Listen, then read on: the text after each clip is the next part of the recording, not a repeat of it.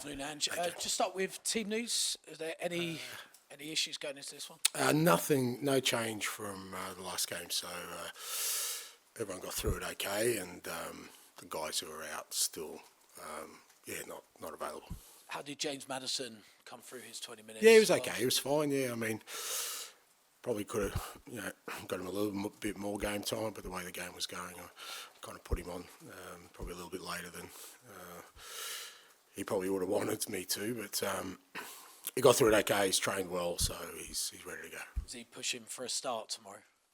Well, we'll see. I mean, look, we've obviously got 3 games this week after Friday and tonight and Saturday, so there'll definitely be some changes. It's just about sort of balancing up, who starts and who's going to be best equipped for tomorrow night. And just on the team news front, with Sarr now out of the Africa Cup of Nations, do you know when he could be returning? The latest I heard is that he should be back tomorrow at some stage. So, disappointed for him because obviously Senegal were kind of had a real ambition to win the competition, but he did well for him again. He's a key member, and from our side, it'd be good to get him back, and should be fine for Saturday after arrival. And 2 days left of the transfer window. I've got to ask you: do you think there'll be any more incomings? Any players going out at all? We've seen a few links from younger players last couple of days as well. Look, unlikely, I'd say. I don't see any incomings. Outgoings a little bit different because I'm not totally engaged with that. Other people are doing the work around that. I'd say unlikely on both fronts without ruling anything out. And finally, for me, I know we haven't really had a chance to hear from you about Jurgen Klopp leaving Liverpool. I just wanted to get your thoughts on that, and to follow up on that, for yourself, someone who's been managing since, was it 96, I think you started. What's been the key to your longevity, and what do you do to protect your mental well-being in such a high-pressure job? People question my mental well-being, that's why I chuckle. Look, in terms of Jurgen, I didn't answer it the other night, which was, probably the kind of mental state I was in after the game, which, to be fair, is probably a bit poor on me. I should be able to look past that. But anyway,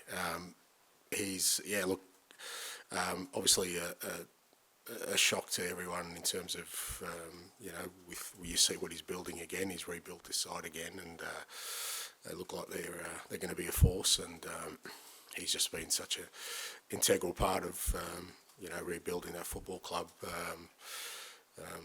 back to the heights it was before. And it's a credit to him and I guess all his staff, but especially to him because to go into a big football club and rebuild it to the stature it used to be is not an easy task, and he's done that. It is hard these days to stay at one club for a long time. I think that's a tough one. When you ask me about my longevity, I think part of that process for me has been moving on after 3 or 4 years or 2 years, and we've mostly done it after success, but I know how hard it is to rebuild after you've done that, and I found for me it was always better that I kind of move on at the time. That's how I felt, and I can see how when you stay at one club and you need to do 1 or 2, maybe a third rebuild, it can be taxing. But like I said, he's done it. He's an unbelievable manager. He's left an indelible mark, and I'm sure there's more to come. I'm interested to see how long the sabbatical lasts. I'm kind of hoping it lasts for a while because it gives me hope that when I do, because I have those thoughts in my mind often, I've got a sense it just drags us back in. But I hope he does have the break that I think he deserves. Hi, Ange. Good afternoon. Hey, g'day, mate. Sorry. Hiya.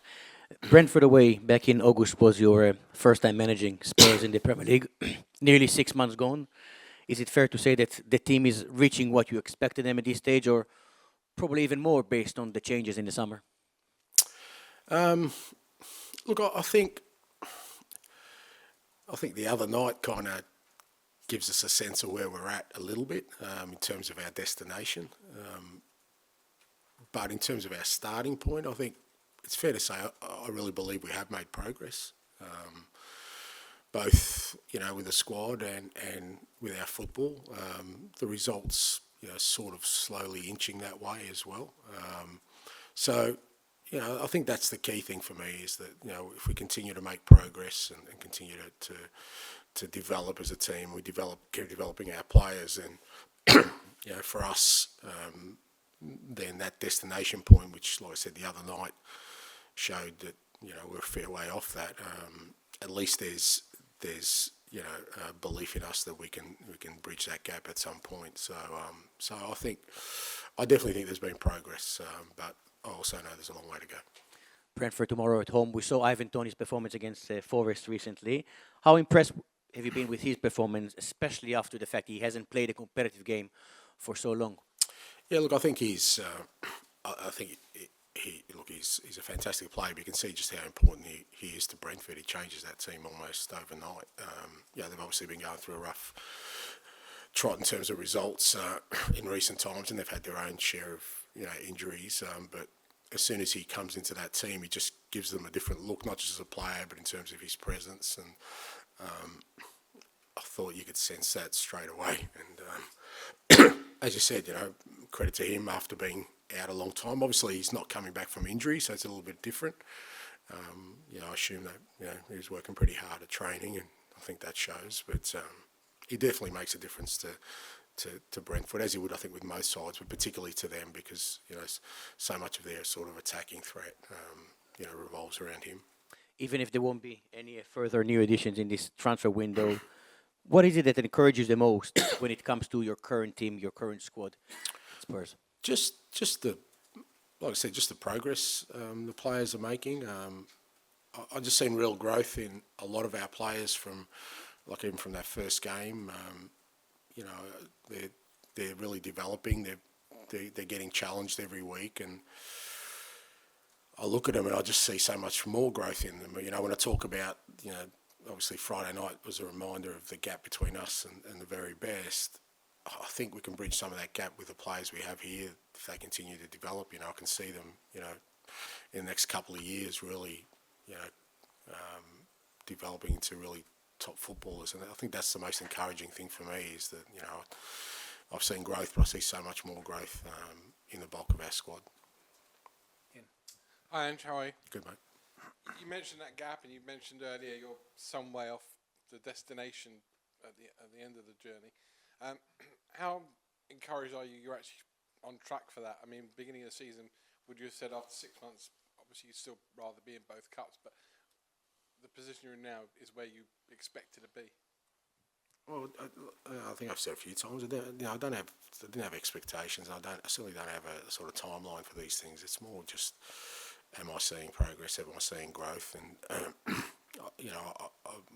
I believe that we have both as, like I said, the playing group, but also our football. It's constantly developing, and that doesn't change. After Friday night, but at the same time, we need to understand that nothing stands still. So it's not about trying to catch a sort of stationary target. Other teams improve. Man City will improve. So it's not just about trying to sort of hit a certain point. It's constant improvement, and if you don't accelerate that growth, it can always be too far away from you, out of reach. So we've got to make sure that we stay really disciplined in continuing to push our players and push ourselves to try and bridge that gap as quickly as possible. I know in your career it's rare you go a season without winning a trophy, which will probably happen this year. But is top four now for you success? So we can't win the league? No, I didn't say that. Well, you did. Well, I said it possibly. Probably, yeah. That's fine. That's okay. You're allowed to say that. That's all right. Don't worry about it. It's fine. That's all right.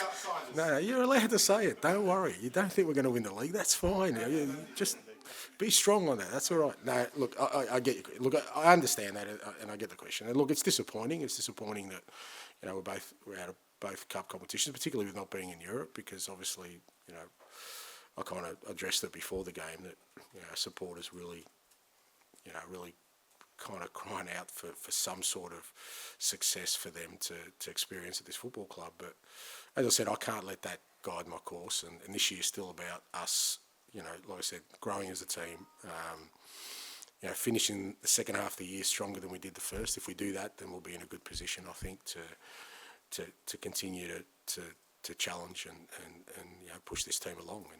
And that's our focus. As much as obviously there's disappointment there that, like I said, we're out of another cup, but there's also a real sort of reminder to us that if we want to, as I said before the game, it's not just about winning one trophy. If we're going to compete at that level, the level we want to, then we've still got a lot of work to do.